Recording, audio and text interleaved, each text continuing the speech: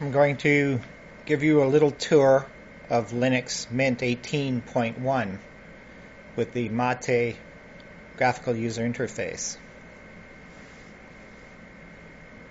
When you look at the desktop, you'll see some icons on the left: computer, Jim's home, main, 30 gigabyte volume, Seagate with some numbers, trash, and network servers. If I click on computer, this shows you what's going on in this computer. That's the desktop. The file system. What most people have to concern themselves with is the documents, downloads, music, pictures, videos, and trash folders. That's where all your things are stored, your documents, your videos, etc. In this case, I have two partitions on this hard drive. It's a 120 gigabyte solid state drive, and I've split it into two partitions, a 90 gig and a 30 gigabyte partition. This is a network cloud drive that I could click on, and I could drag and drop files over to it, and like music. It's a 4 terabyte drive, so it's got a lot of storage on it. And this, I could browse other computers on the local network here. If you go into the file system, it's a fairly tidy file system in Linux. And again, most of what a person would concern themselves with is that home folder and Jim. And here again you see desktop, documents, downloads. We'll skip these: music, pictures, videos. I installed this VirtualBox and Git. So when you go into, for instance, videos, you can see a few samples that I have here from doing screen capturing.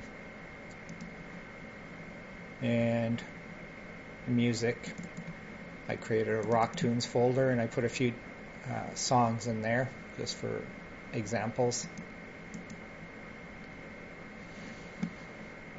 So we'll close that for now. Let's have a look at the desktop. It's easy to change the wallpaper in the desktop.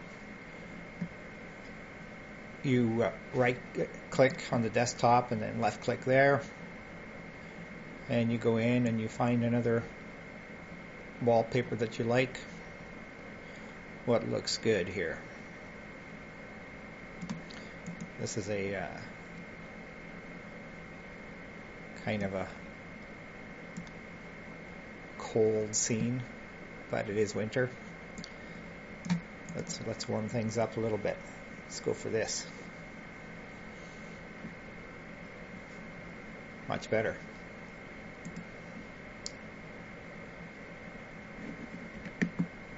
So when we go back to menu, if you go to control panel, this shows you, if you're familiar with Windows, this is the same as control panel. It's called Control Center here in Linux Mint. And there's a bunch of things. They're fairly self-explanatory, nothing too complicated. Just have a look around and see what's there.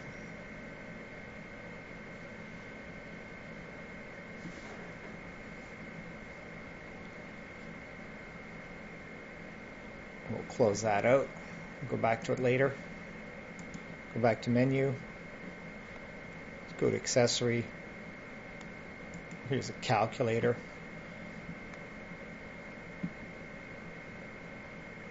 It's your basic calculator, but you could make it a fancy calculator.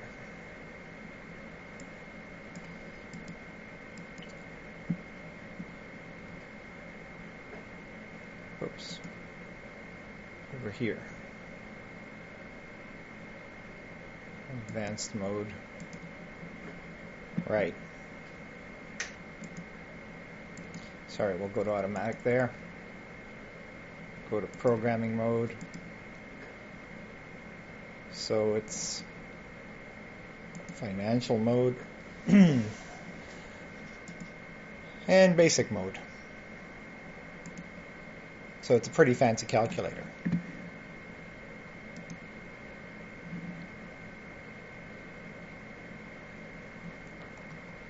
What else is worth looking at here? You can make bootable USB drives. If you wanted to download Linux, put it in a USB drive and boot it into another computer, you could do that. Here's some graphics programs, quite powerful. It's quite amazing what you could do with Linux. I'll launch Blender here. This one is used for Hollywood effects type stuff. You would be surprised what you could do with this program. Okay, I'm going to leave it at that for now, just so I could test the upload speed, and let's see what happens.